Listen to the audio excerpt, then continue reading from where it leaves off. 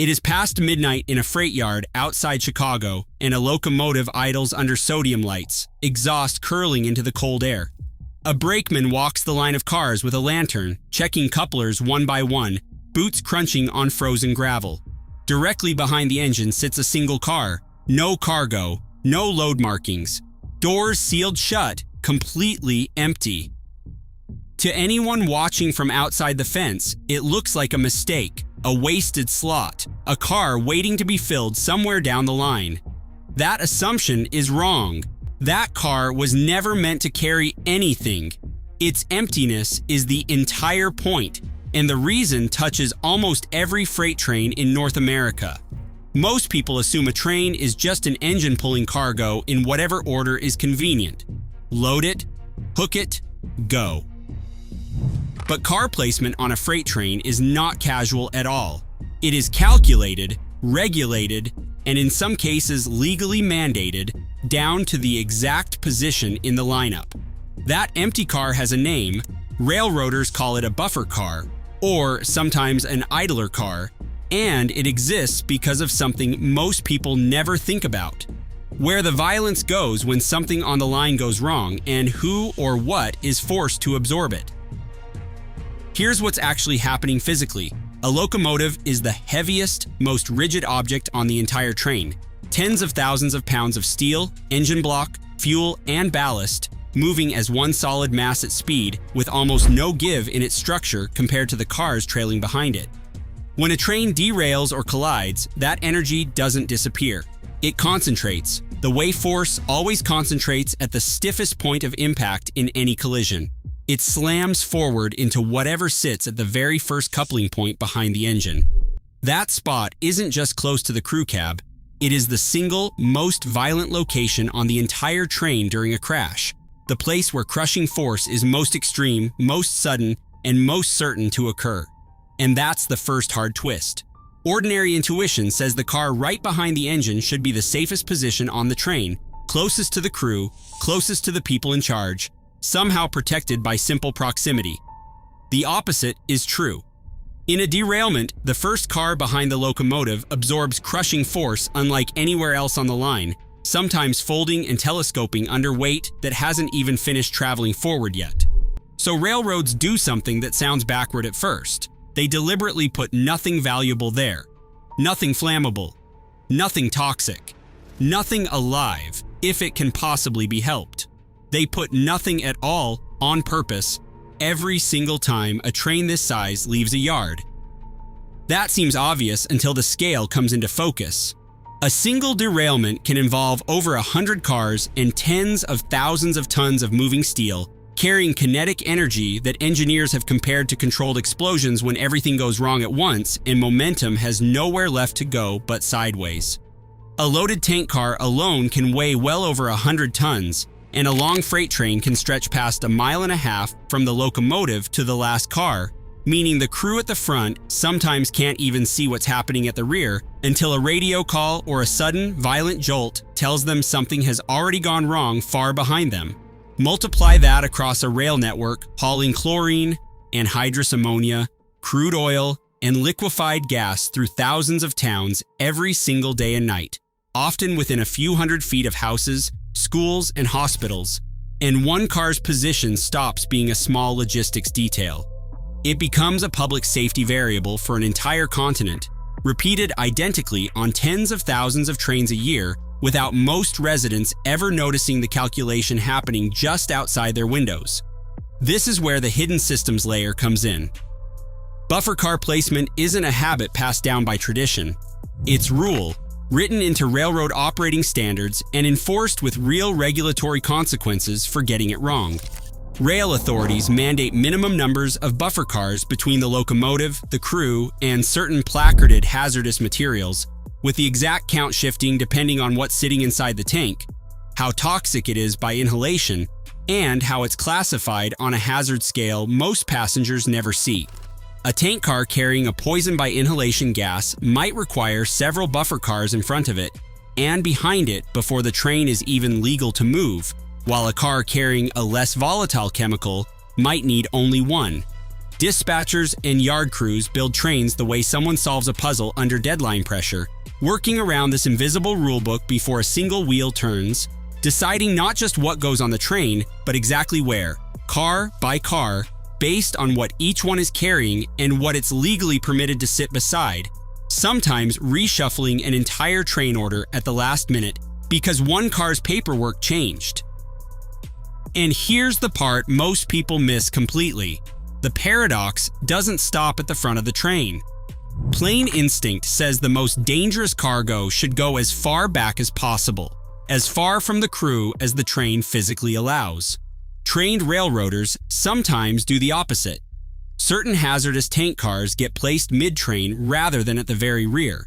That instinct makes sense on paper, but it is exactly wrong here because the rear of a train takes disproportionate force during slow-speed yard collisions, the kind that happen constantly during switching, coupling, and routine shunting, far more often in raw numbers than dramatic high-speed mainline wrecks.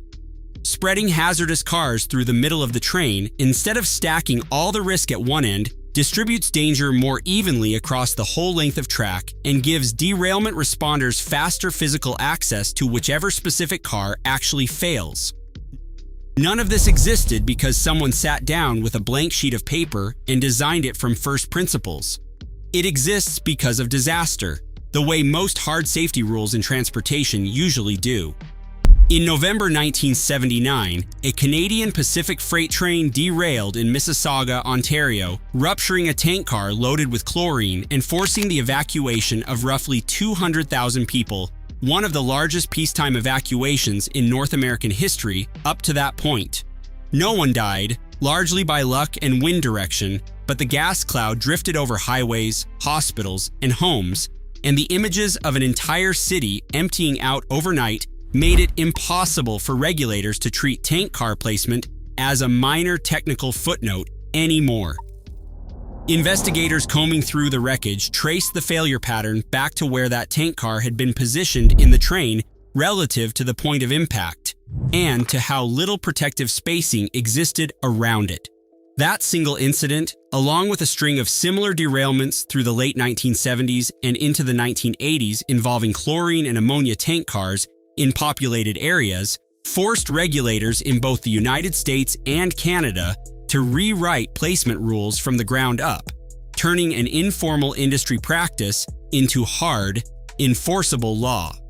A disaster most people have never heard of became the silent author of a design standard that now rides quietly behind nearly every freight train that crosses the continent. Which brings the story back to that empty car parked under the sodium lights. The placards bolted onto certain tank cars, the diamond-shaped hazard labels most drivers pass at crossings without a second glance, aren't decoration, and they aren't just identification for emergency crews arriving after the fact. They trigger a specific spacing requirement, a minimum number of buffer cars that has to physically separate that hazard from the locomotive and crew before the train is even cleared to leave the yard. The brakeman's slow walk down the line with a lantern isn't idle routine or wasted time before departure. It's a physical, manual confirmation that this exact configuration, this precise arrangement of dead space and dangerous cargo, has been verified correctly before 15,000 tons of steel starts rolling through the dark toward the next town down the line. But the picture isn't perfectly clean, and it shouldn't be presented that way. Buffer car requirements vary by hazard classification, by country, by specific route, and even by era. Older short-line railroads operating under lighter regulatory oversight don't always carry the same buffer requirements as major Class 1 freight corridors running directly through dense urban centers. Enforcement also isn't perfectly uniform. Inspections happen on a sampling basis, not on every single train, which means the system relies heavily on yard crews following the rulebook correctly without someone double-checking every car every time. And buffer cars are not a guarantee of safety, only a meaningful reduction of risk. At higher derailment speeds, crushing force can punch straight through multiple cars regardless of what sits at the front, which is exactly why railroads internally describe buffer placement as mitigation, not elimination. There's also a quieter, less reassuring layer underneath all of it: Scheduling pressure and operating costs sometimes push railroads toward the legal minimum number of buffer cars rather than the safest realistic number, because every extra empty car is one more car that isn't generating revenue on that particular trip. The system works, broadly and measurably, but it works inside a constant tension between engineered safety and economic pressure, not outside of it, and that tension never fully disappears no matter how the rules get written. Still, the core fact holds up firmly under all of that nuance and uncertainty. That single empty car sitting behind the locomotive isn't waste, and it isn't an oversight that slipped through somebody's paperwork. It's a sacrifice zone, engineered in advance and paid for in advance, built from decades of accident investigation reports, ruptured tank cars, and entire towns that had to be evacuated before regulators fully understood why. It exists so that if the worst genuinely happens, the worst happens to empty steel instead of to a chemical tank, a fuel car, or the people sitting in the cab. Nothing about its position is improvised or accidental. The space itself was designed as deliberately as anything actually carrying freight, arguably more deliberately, because its entire purpose is to fail safely so that nothing else around it has to. That's the part that should change how that yard looks the next time headlights catch a long train sitting and waiting in the dark. The empty car isn't a gap in the system, an accident of scheduling, or wasted capacity somebody simply forgot to fill. It is the system doing exactly what it was engineered to do long before anything has gone wrong at all. Even absence on a freight train turns out to be engineered on purpose, down to the exact car count. Modern railroads have started layering technology on top of that old, blunt physical logic. Trackside sensors now scan passing wheels and axles for heat, vibration, and shape, flagging a failing bearing or a cracked wheel hours before it would ever announce itself through sound or feel. Some networks feed that sensor data into predictive models that can flag a single suspect car among 10,000 others rolling across the system that day, rerouting an inspection crew to meet it at the next yard instead of waiting for a failure to happen on open track. The buffer car hasn't disappeared in this newer, smarter system. It still sits exactly where it always sat, because no amount of sensor data has replaced the basic physics of where crushing force goes when steel meets steel at speed. The technology didn't replace the brute force solution. It just got better at deciding when that brute force solution might actually be needed. And once trains start getting read that way, as machines where every single placement is a decision made years in advance for a crash that hasn't happened yet, another familiar sound starts to mean something different too. That high, sharp squeal certain train wheels make going into a curve isn't just metal complaining about friction in the moment. It's a built-in signal, an unintentional alarm that engineers have learned to read like an instrument, and what it's actually warning about is a wear pattern most people have heard their entire lives without ever once realizing they were listening to a warning at all.